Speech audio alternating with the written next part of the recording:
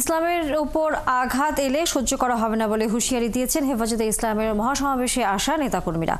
তারা বলেন, ইসলাম বিরোধী যে কোনো কার্যক্রম কঠোর হাতে দমন করা হবে। এ সময় শাপলা ট্র্যাজেডি সহ বিভিন্ন সময়ে সংগঠিত গণহত্যার দায়ে আওয়ামী লীগের বিচারও দাবি করেন তারা। আরও জানাচ্ছেন শাহিদুজ্জামান সাকিব। হেফাজতে ইসলামের মহাসমাবেশ যেন জনসমুদ্র। আল্লাহ ও তার বিধানের বিরোধিতার বিরুদ্ধে মুসল্লিদের আগমন। সোহরাওয়ার্দী উদ্যানের ভেতরে বাইরে সবার কণ্ঠে একই আওয়াজ, বাংলার জমিনে ইসলাম বিরোধী ও ফেসিবাদীদের জায়গা হবে না। আল্লাহ তাআলার আইনের উপরে যারাই চলে তারাই পৃথিবীতে শান্তিতে বসবাস করতে পারে। আর আল্লাহ তাআলার আইনের বিরুদ্ধে যারা যায় তাদের অবস্থাই খারাপ হয়ে যায়। ইসলামকে বাংলাদেশ থেকে বাদ দিয়ে অন্য স্বার্থ কায়েম করতে চাচ্ছে, তাদের বিরুদ্ধে তিনি রুখে দাঁড়ান। এই দেশ 90% মুসলমানের দেশ। এদেশে কোনো কোরআন সুন্নাহ বিরোধী আইন বাস্তবায়ন হতে দেওয়া হবে না। বাংলাদেশের মানুষ দিল্লির জিনজির চিহ্ন করেছে আমেরিকার গোলামি করার জন্য নয়। আমাদের বাংলার জমিনে কোরআন হাদিসকে নিয়ে কোনো কটূক্তি চলবে না এবং ইসলামী বিধিবিধান ব্যতীত কোনো বেআইনি বিধিবিধান এই দেশে কায়েম হবে না ইনশাআল্লাহ। মহাসমাবেশে হেফাজতের কেন্দ্রীয় নেতারা জানান, ইসলাম বিদ্বেষী কোনো কর্মকাণ্ড মেনে নেওয়া হবে না।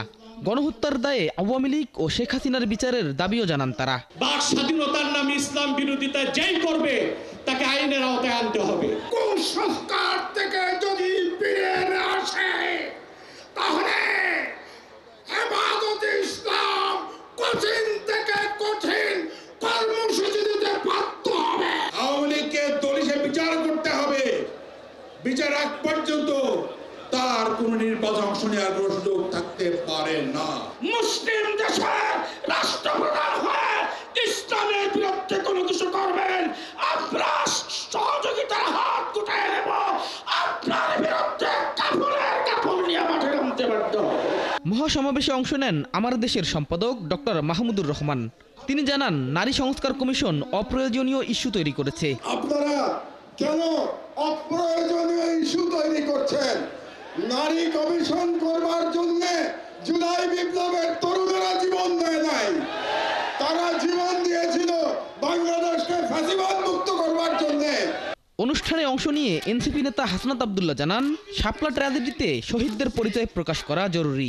আমরা আপনাদের কাছে অনুরোধ জানাবো, এই শাপলা হত্যাকাণ্ডে যারা শহীদ হয়েছে আজকের এই মঞ্চ থেকে এই শহীদের লিস্ট আপনারা জাতির সামনে প্রকাশ করুন।